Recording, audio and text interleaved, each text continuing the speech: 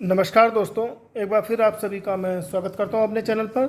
दोस्तों, मैं कोई ना कोई सेलिब्रिटी की एक वीडियो बना करके अपने चैनल पर पोस्ट करता हूं, अपलोड करता हूं, एक वीक में एक बार ज़रूर। और मेरी कोशिश ये रहती है कि उस सेलिब्रिटी की कुंडली जब आप लोग अपनी कुंडली से मैच करें और उस तरीके की चीज़ें अगर होती हैं आपकी लाइफ में, तो आप देखें कि किस संघर्ष से वो इंसान उन बुलंदियों पर पहुंचा है जो योग आपकी कुंडली में भी हो सकते हैं, लेकिन आप किसी वजह से नहीं पहुंच पाए। तो उसके पीछे की जो डिटर्मिनेशन है, जो एक कड़ी मेहनत है, उसको मैं सलाम करता हूं। और आज फिर एक नई कुंडली के साथ आपके साथ मैं उपस्थित होता हूं। इस कुंडली को बनाने के लिए जो इन्फॉर्मेशन हमने कलेक्ट की, जो वैलिड सोर्सेज से चीज़ें मिल सकती थी, उन सबको जो हम जुटा पाए वो हमने किया। अब बात यह है कि इस कुंडली को बनाने का एक उद्देश्य ये था कि काफ़ी दिनों से ये नाम बहुत चर्चा में है। और दोस्तों, ये सेलिब्रिटी है कंगना रनौत। अभी सुशांत सिंह राजपूत की जो आकस्मिक निधन उनका हुआ, ईश्वर उनकी आत्मा को शांति दे। अच्छा लगा कि कुछ सितारे उनके फेवर में आए, कुछ चीज़ें निकल कर के आई कि क्या कुछ ग्रीवेंसेस इस बॉलीवुड इंडस्ट्री के हैं।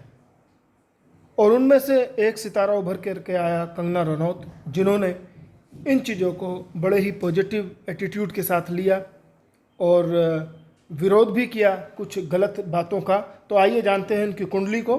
दोस्तों देखिए, कंगना रनौत का जन्म 23 मार्च 1987 को मंडी, हिमाचल प्रदेश में हुआ। 12 बजे दोपहर को इनका जन्म हुआ।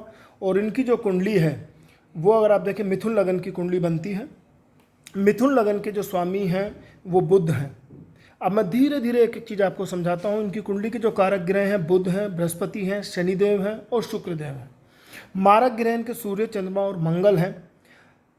अगर हम देखते हैं कि लग्नेश भाग्य स्थान पर जाकर के बैठता है, तो ये तो पक्का है कि ये बहुत ही भाग्य की धनी है।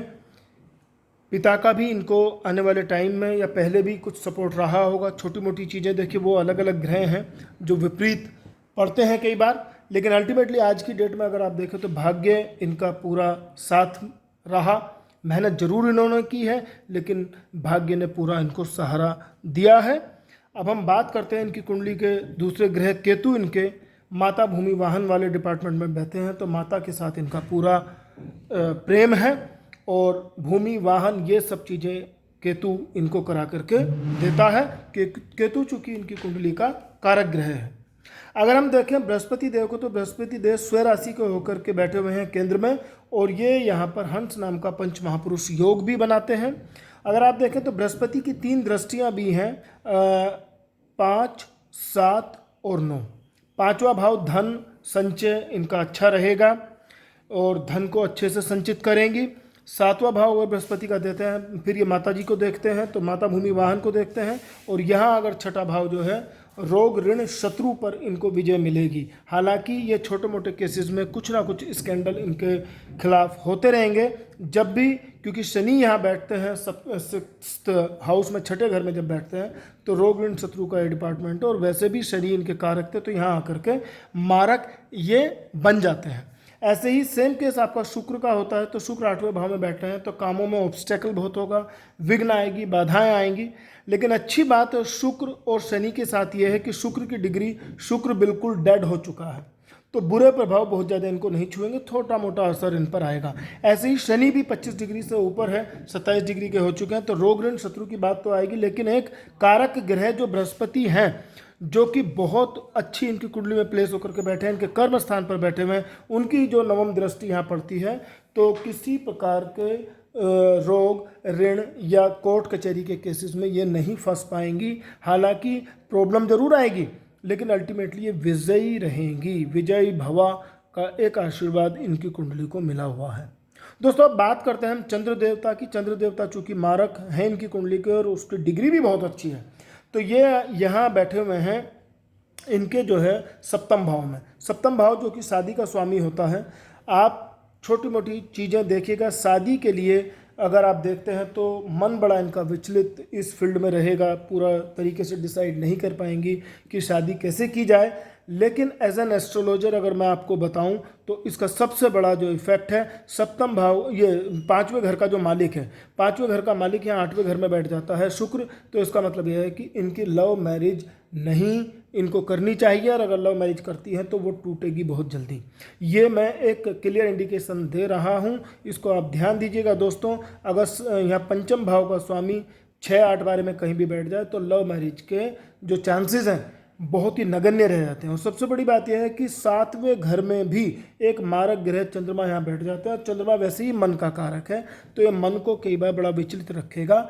ऐसे कुंडली में एक सलाह केवल यही दी जाती है कि ये अपनी शादी अपने घर वालों की मर्जी से करें, अरेंज मैरिज करें, अच्छा रहेगा, और ग्रहों की शांति के साथ उन चीज़ों को रखें। अब मैं 12वें घर की बात करता हूँ। सूर्य और राहु इनके यहाँ बैठे हुए हैं, तो एक ग्रहण दोष बनाता है। और वर्क स्थान पर सूर्य चूंकि इस 10वें घर में आकर के दिशा बली भी हो जाता है, तो गुस्सा इनको आएगा।